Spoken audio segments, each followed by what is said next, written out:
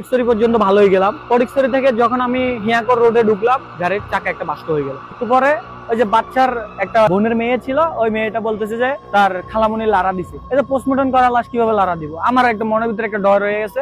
রাত তখন প্রায় 10টার কাছাকাছি হয়ে গেছে। আসসালামু আলাইকুম, আমি মোহাম্মদ শাহিদ হোসেন, আমি চট্টগ্রাম অ্যাম্বুলেন্স ড্রাইভার।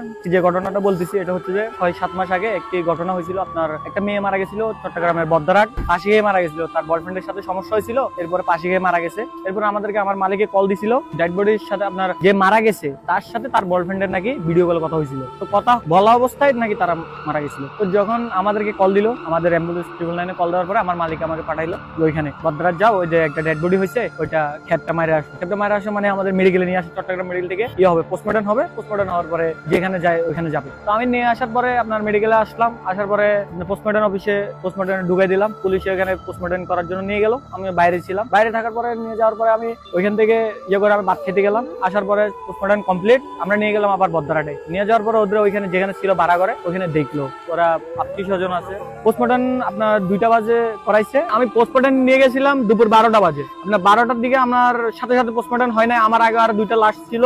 এরপরে আপনার 2টা-3টার দিকে পোস্টমর্টম কমপ্লিট হয়েছে। নিতে নিতে বদ্দারহাট নিতে চট্টগ্রাম বদ্দারহাট নিতে নিতে প্রায় 5টা বাজে গেছে।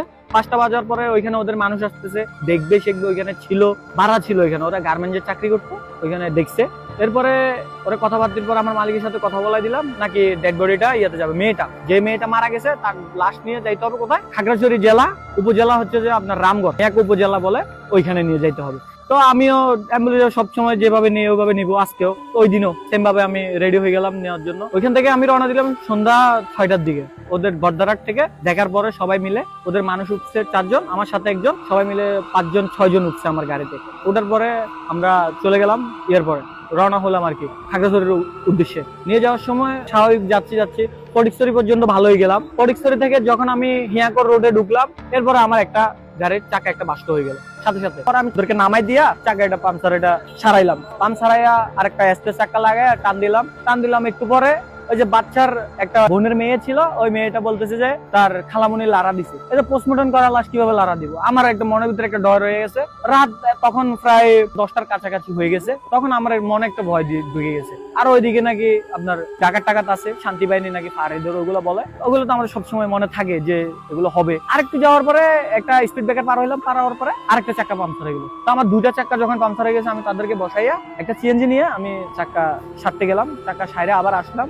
আসার পরে ওরা সবাই কান্না করতেছে, ডেড বডি যার মানুষ ছিল, মা বাবা ভাই বোন, ওরা সবাই কান্না করতেছে। কান্না করার পরে আমি চিল্লাইছি, কান্না কেন করতেছে। এবার আরেকটু যাওয়ার পর আমার গাড়ি স্টার্ট নিতেছে না। আরেকটু গেছি, যাওয়ার পরে আর গাড়ি স্টার্ট নিচ্ছে। তখন কি করবো, মিসফায়ার মারতেছে। ওই যে মিসফায়ার যেটা বলে, মিস্ত্রিরা বুঝবে হয়তো না, মিসফায়ার মারতেছে। এরপর আমি কি করার, এরপরে আমার সেজু ভাইরে জিজ্ঞেস করলাম, ভাইয়া আমার গাড়ি তো স্টার্ট নিতেছে না, এখন আমি কি করার। আমার সেজু ভাই বললো যে তুই দেখ আগে সবকিছু দেখ কি হয়, তারপরে না হলে একটা মিস্ত্রি নিবি। তো আমি আবার আমার মাথা থেকে কাটাইলাম যে বুঝিন ধরলে নাকি কি হয়, আপনার গ্যাস লাইট জ্বালাইলে, আগুন জ্বালাইলে এগুলো ঠিক হয়ে যায়। তো আমিও মাথার থেকে খাড়াই, আমার আর গ্যাস লাইট ছিল, আমি আবার সিগারেট, যেটা সত্য কথা, সবাই দেখলে এটা কিছু আসে যায় না, আমি আসলে সিগারেট খাই। তো আমি একটা সিগারেট জ্বালাই, আমার ম্যাচ ছিল পকেটে, আমি গ্যাস লাইট জ্বালাইলাম। জ্বালানোর পরে দেখতেছি একটু পরে চারদিকে গ্যাস লাইট জ্বালালাম, ওরা কান্না করতেছে, ওদেরকে নামাইলাম, উঠাইলাম। এরপর আবার উঠাইলাম, গাড়ি স্টার্ট দিলাম, সাথে সাথে গাড়ি স্টার্ট। যখন আমার হাতে আগুন, সাথে সাথে গাড়ি স্টার্ট। পরে আমি আবার ওদের বাড়িতে গেলাম, টান দিলাম। যাওয়ার একটু আগে একটা পোল, মানে একটা সরা পার হওয়ার সময় গাড়ি সাথে সাথে স্টার্ট আবার বন্ধ হয়ে গেছে। এরপরে ওরা কি করলো, 10-12 জন মানুষ আসছে। আসার পরে আমাদের যে অ্যাম্বুলেন্সের যে ট্রলিটা আছে না, ওইটা নিয়ে ওরা ডেড বডিটা মেয়েটাকে নিয়ে চলে গেছে, মানে আলগায় নিয়ে গেছে। আমারে আবার গাড়িতে একলা রাখে গেছে। রাতের তখন 1টা বাজে, আমি একলা, ওরা নিয়ে চলে গেছে। সাথে আমার থেকে আপনার একটা সিগারেট ছিল, আমি সিগারেট যতক্ষণ খাইছি ততক্ষণ আগুন আছে, তখন ভয় নেই। এরপর দেখতেছি হালকা বাতাস, পাহাড়ি এলাকা বাতাস মারতেছে, আরো শীতকাল, ঠান্ডাও লাগতেছে, কুয়াশা কিছু দেখি না, মানে সবকিছু মিলে মানে ভয় লাগতেছে একটা। আরো এখানে ডাকাতেরও ভয়। ওরা আসতেছে না, প্রায় আধা ঘন্টা 20 মিনিট হয়ে গেল। ওরা বলতেছে নাকি মসজিদ থেকে খাইতে আনার পরে আমার ছাড়বে। তা আমি এই আধা ঘন্টার মতো ওইখানে দাঁড়াই। একটু পর পর আমার গাড়ির আওয়াজ করে, গাড়িতে ইয়ে হয়, এমন হয় তেমন হয়, মানে একটু খারাপ লাগতেছে নিজে থেকে। লাইট জ্বালাইছি, লাইট তো ডিম ডিম করতেছে, তখনও ভয় লাগতেছে। তারপরে দীর্ঘ 40 মিনিট পরে ওরা আসছে। আসার পরে আপনার টাকা দিছে, আমি চলে আসছি।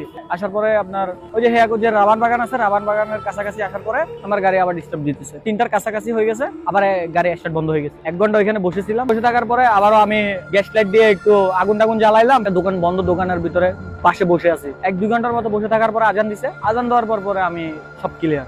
মানে সব ভালো হয়ে গেছে। এরপরে আসলাম ওইখান থেকে, পার্কিং আসি গাড়ি রাখলাম, রাখার পরে বাড়ির বাসায় গেলাম। বাসায় গেছি, আমার আর ঘুম আসছে না। ওই যে ছোট বাচ্চা বলছে আমার ফুফি লারা দিছে, যে পোস্টমর্টম করা লাশটা নিয়ে গেছে সে বলছে না লারা দিছে, লড়তেছে একটু আলকু চালকু করতেছে, এই জন্য আমার মনে একটা ভয় ঢুকে গেছে। এমনি তো আমি ভয় পাই না, তারপরও একটা মনের একটা ভয় আছে না, মনের যত সাহস থাকবে একটা ভয় থাকে না, মানুষে বললে একটা ভয় লাগে, এটা স্বাভাবিক, বুঝছি না এগুলো বলে আছে হয়তো স্বাভাবিক, কখনো দেখি নাই, তারপরও এরকম হয়, অ্যাভেলেবেল হয়, কিন্তু এত আমাদের থেকে তেমন লাগে না। তারপরে অনেকে ভয় পায়, যারা নতুন নতুন অন্য ড্রাইভার আসে তারা হয়তো ভয় পায়। আমরা আসলে আল্লাহর রহমতে এরকম হইতে হইতে আমাদের সাথে একটা এক্সপিরিয়েন্স হয়ে গেছে যে আর হবে না এটা।